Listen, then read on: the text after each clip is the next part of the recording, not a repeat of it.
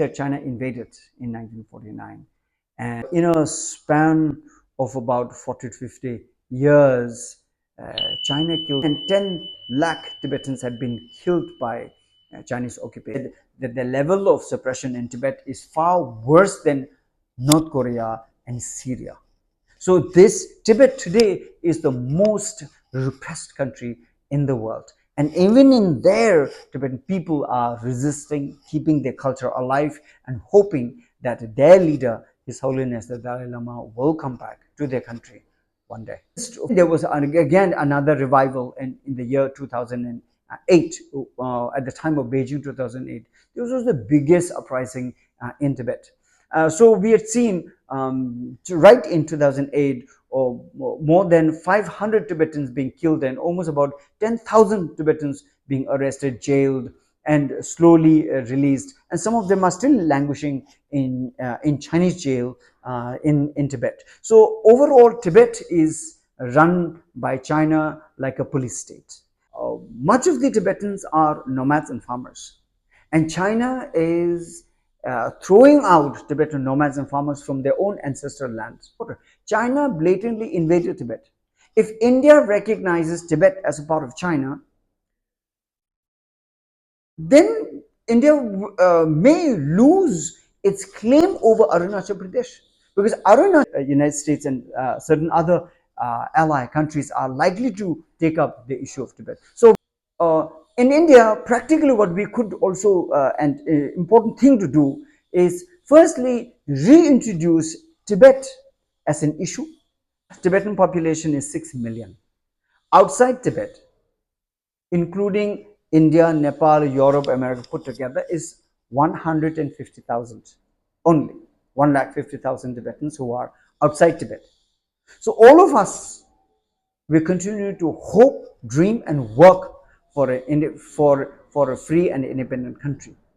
And once that happens, there'll be a reunion of that, and we will be able to take His Holiness back to our own country.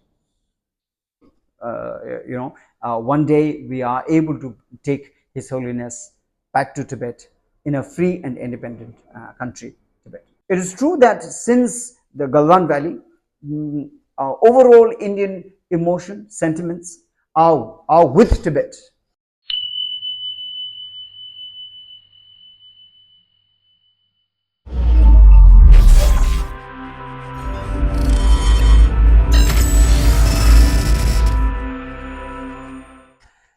My name is Tenzin Tsundue. I'm a Tibetan writer and activist, born and raised here in India. I did my graduation from Loyola College, Madras University, many years ago.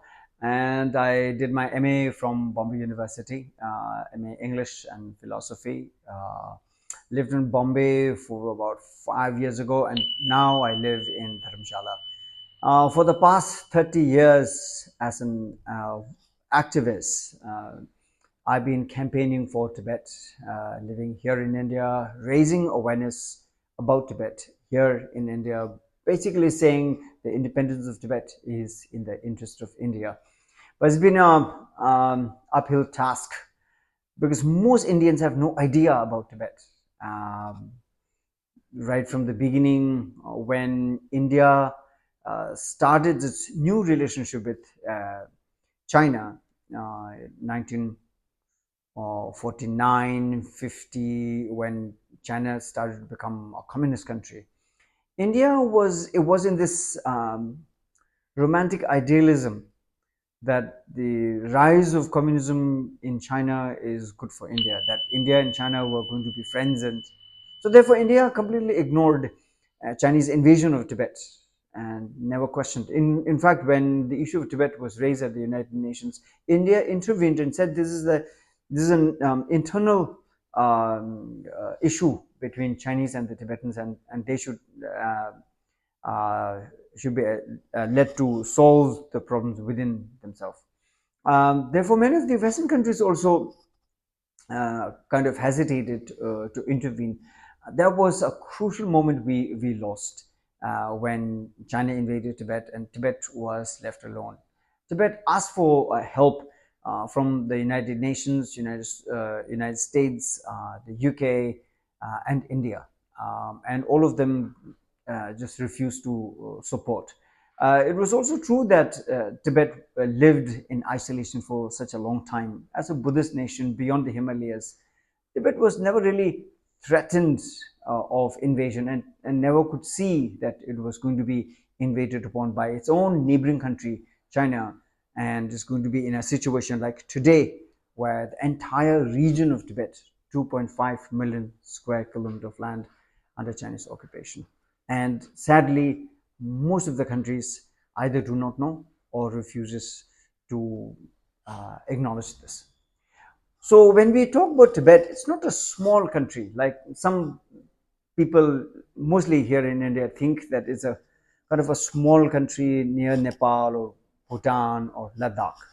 Uh, the territorial region of Tibet spreads all over the Himalayas to the western Tibet, starting from Karakoram mountain range down um, Ladakh, Lahore Spiti, Kinnaur, across Nepal, uh, Bhutan, Sikkim, Arunachal Pradesh.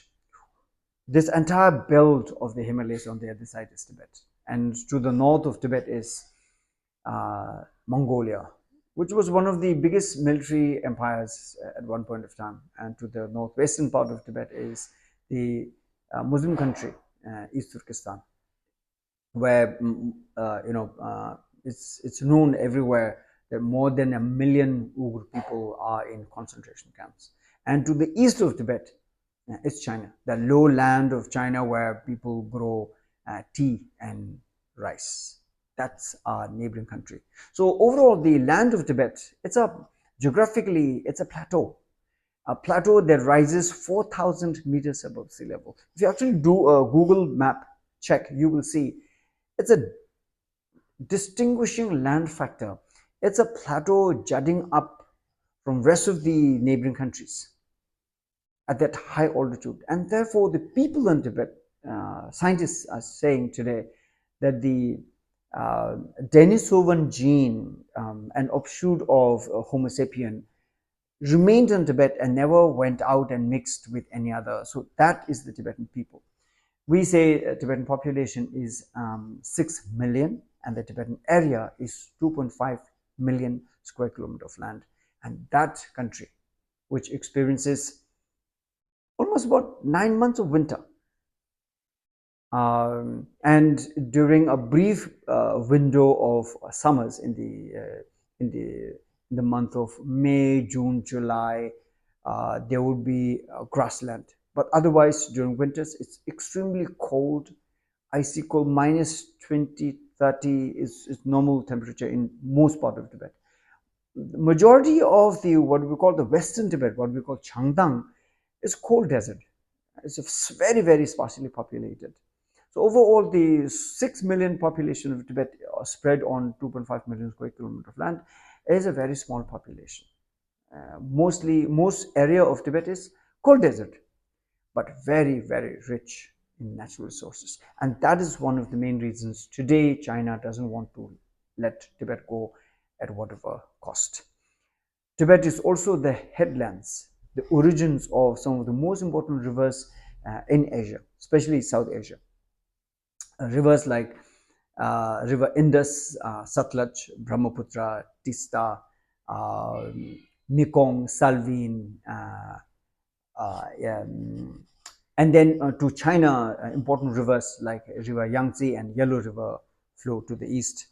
So almost about 1.5 billion population in Asia are fed by rivers from Tibet. So therefore, Tibet, the country, the territory, the headlands of all these rivers and natural resources, is such an important geography in itself.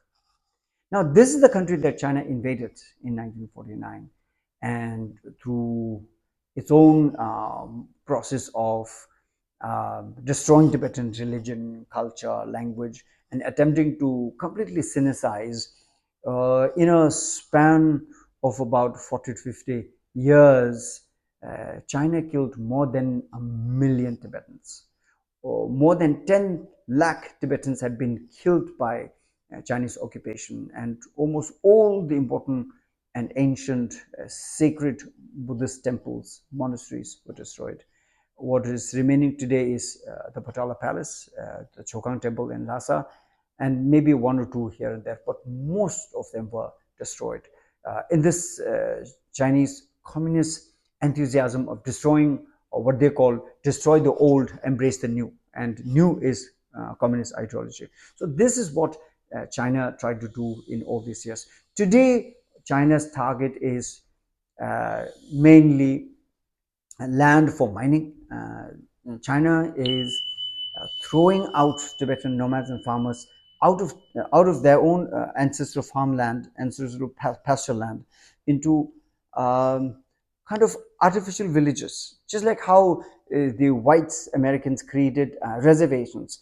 That's what China is doing today in Tibet.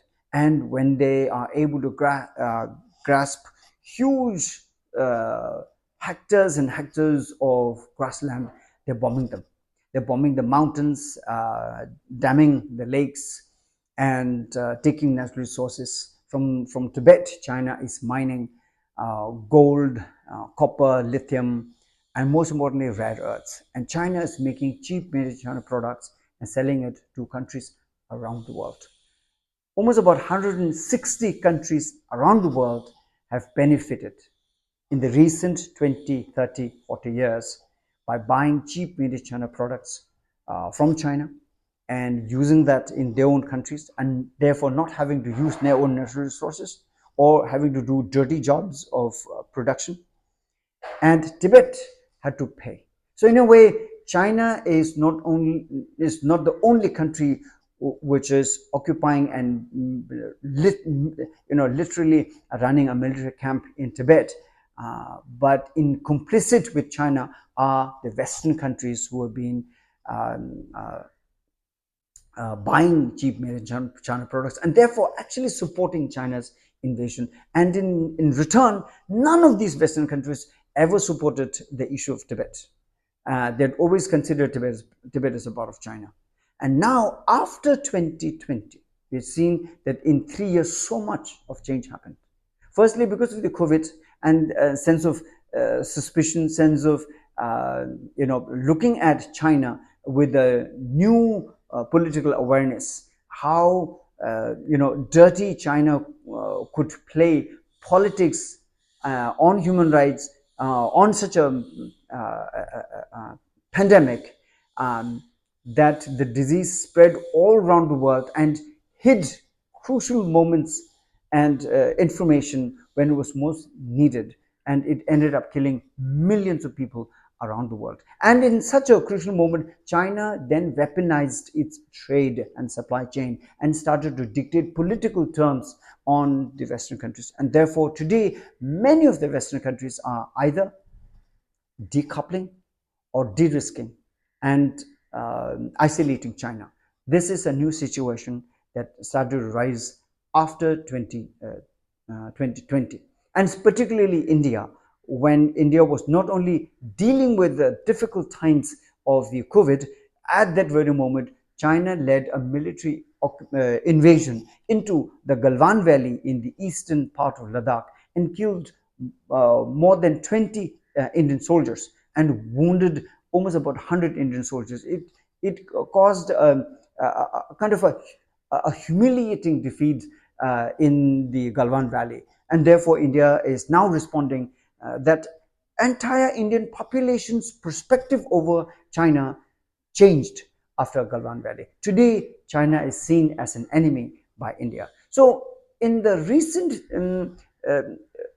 3 years, so much of change, and therefore we see that what China has been able to do by being the country of dependency for all these trade and supply chain, today their perspectives have changed. And therefore now we are seeing that starting from United States, who has now devised a new policy saying that Tibet at one point of time was free and independent in history, and that Tibetan people have right to self-determination, which is the new devised policy for United States. And Canada also picked up on this, and it's likely that United States and certain other ally countries are likely to take up the issue of Tibet. So we are in a much more hopeful situation. Now, where is India in this? India, even today, politically stands at this very political statement, what was last enunciated in 2010, when India said that Tibet autonomous region is a part of People's Republic of China. And since then, India never enunciated that. It shows that there is an intent of changing the policy, but India has not changed this policy since then.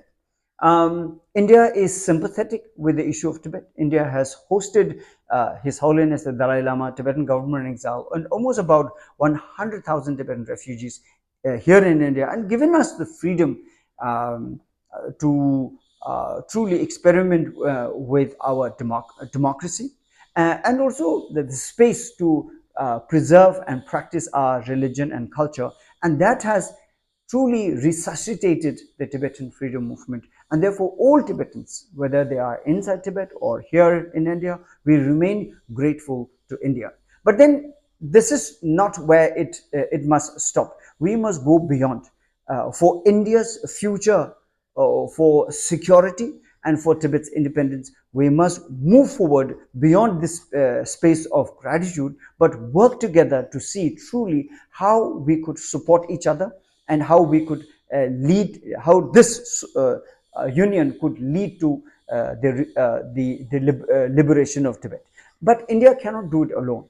There are many other countries who have benefited at the cost of Tibet, and not only Tibet, but China's occupation of other countries like East Turkestan, Southern Mongolia, Manchuria, and also the constant threat on Taiwan, and how China literally changed Hong Kong from a democratic society to a dictatorship today.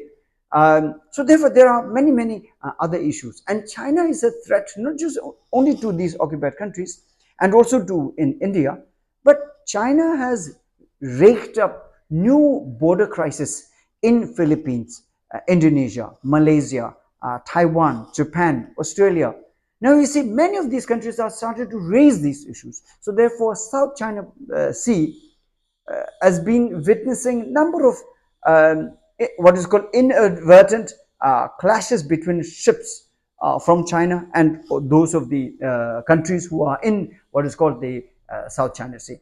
China lost a major legal battle in the International Court of Justice in 2016, where China lost its supposed claim over South China Sea, and all the countries who fought this case, they won the case. And yet, as a blatant act of bully, China is still maintaining its the territorial claim over almost about 3 million square kilometer of ocean space in South China Sea. And therefore, what is called the 9-dot line are what China is holding together. So there will be a time where all these countries who are victims of China's bully in South China Sea and China's occupation of Tibet, East Turkestan, Southern Mongolia, Manchuria will definitely come together one day. And in this process, some of the biggest trading partners like Japan, Australia, and also Europe and America, all of them are likely to come together to a point to truly resist China's act of bully. They've been suffering China because many of them have fallen dependent on China's supply chain. And as long as and as quickly as the decoupling and de-risking continues, it is likely that for them to come together and challenge China's supremacy in Asia, Southeast Asia. So in India, practically what we could also, and important thing to do is firstly reintroduce Tibet as an issue, reintroduce Tibet as it's India's neighboring country, truly the biggest neighboring country, and spread this awareness through its own education policy. None of the Indian textbooks talk about Tibet. So therefore, younger generation Indians have no idea that Tibet was India's border. That Mount Kailash is in Tibet, not in China. Yaks are in Tibet, not China. So therefore, today news media, many of them, they you know, uh, without it, so insensitively continues to say India-China border. No, there is nothing called India-China border. China blatantly invaded Tibet. If India recognizes Tibet as a part of China, then India may lose its claim over Arunachal Pradesh, because Arunachal Pradesh was a result of Tibet and British Empire's treaty, what is called the McMahon Treaty.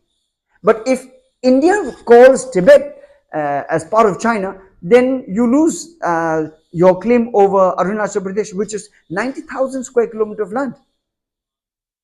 So it is important for Indian population to sensitively deal with the issue of Tibet and further spread awareness among the Indian population. It is true that since the Galwan Valley, overall Indian emotion, sentiments are with Tibet and are against China. It's not against and with, it's most importantly the lack of awareness among Indian population about Tibet has caused this lackadaisical policy development. So these are some of the things that I wanted to say here today. His Holiness the Dalai Lama, Tibetan government exile, is based in Dharamshala. We run a democratic setup from Dharamshala. We have elections once every 5 years. 45 members of parliament and 7 ministers are elected. We have the president, or what we call the Sikyong, who is elected once every 5 years, and all that process happens with the support and the democratic space India has given. So this is the seed with which we hope to bring about a change, a positive change to Tibet one day. His Holiness the Dalai Lama is now 89 years old, and we are still hoping and also working. One day we are able to take His Holiness back to Tibet in a free and independent country, Tibet. Now, in Tibet today, as I was saying earlier, much of the Tibetans are nomads and farmers. And China is throwing out Tibetan nomads and farmers from their own ancestral lands. So they have, many of them are losing their control over their land. They are now becoming dishwashers, working in guest houses, hotels. They're doing odd jobs. So this is the worst they could suffer as landowners to service providers, to the Chinese who are running these kind of businesses in Tibet. Uh, some of the nomads are still able to maintain their traditional livelihood, grazing yaks and sheep. At the same time, there are modern amenities. People who are into trade, business, education, different other services are still being run. We are still looking at Tibetan population at 6 million population.